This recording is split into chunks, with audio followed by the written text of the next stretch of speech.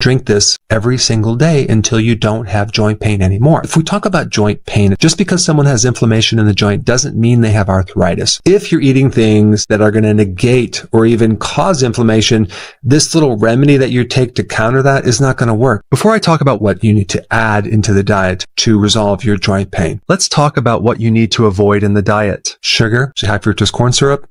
If you're doing too much of that, you're going to literally put fire into your joints. The second thing is to avoid this stuff right here, seed oils. Seed oils like corn oil, soy oil, canola are very high in omega-6 fatty acids. It creates more inflammation versus the omega-3 fatty acids, fish oils, cod liver oil, that's very anti-inflammatory.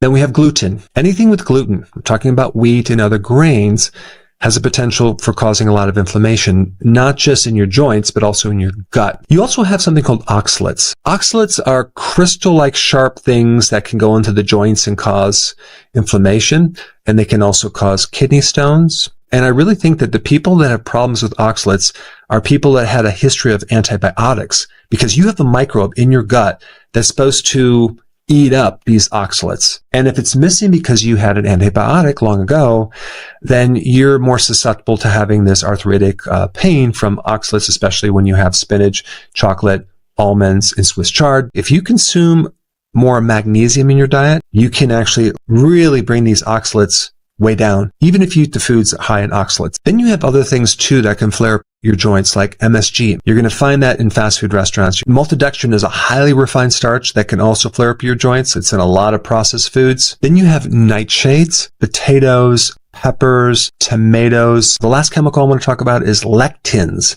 That would be in beans, peanuts, wheat, and especially soy products. Lectins can increase inflammation. And of course, the diet that I recommend doesn't include any of those. So if you just follow that diet, which I'll put a link down below, you'll be really safe. Let's get right into that drink I'm going to recommend for getting rid of inflammation in your joints. And the big ingredient in this is turmeric. And I recommend getting turmeric in a powder. And we're just going to add a teaspoon of turmeric. Take this glass, half water and half coconut milk, because it's going to be really creamy if you do that, and it's going to taste great.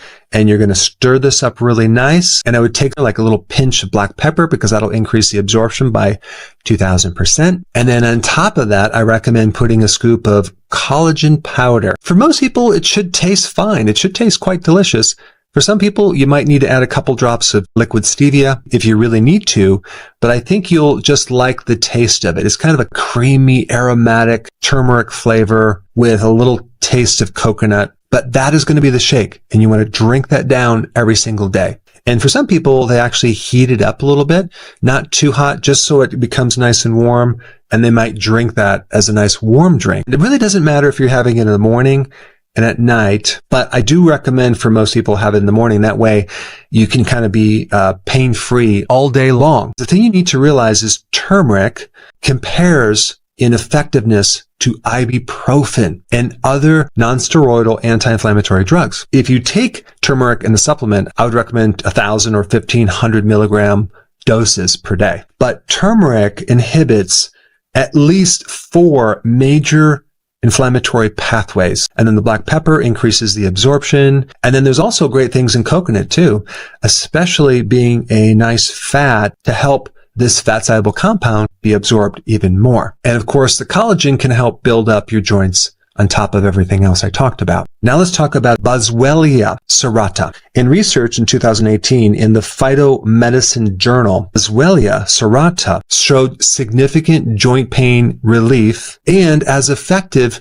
as NSAIDs. And guess what? Without side effects. It's amazing. This plant lives in very dry, harsh climates in certain countries like India and Asian countries, regions of the earth where there's harsh deserts. And there's a resin that is formed and created when there's damage to the bark. This particular chemical, it's a response to a physical wound in the bark, which is wild. So basically, you're consuming something from stressed out trees. And then when we consume this particular thing, it creates a low dose stress in our bodies that then cause our own body to create antioxidant chemicals to then get rid of inflammation. The term for that is called hormesis, which is like a controlled stress to improve our survival, just like exercise is hormesis. We're actually adding stress to make us healthier. Well, we can do that with various compounds in plants. With this thing called boswellia,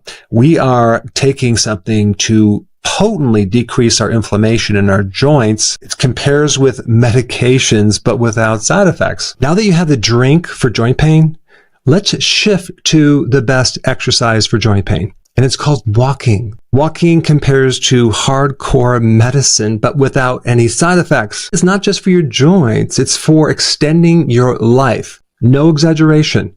Check it out. I put that video right here. Watch it now.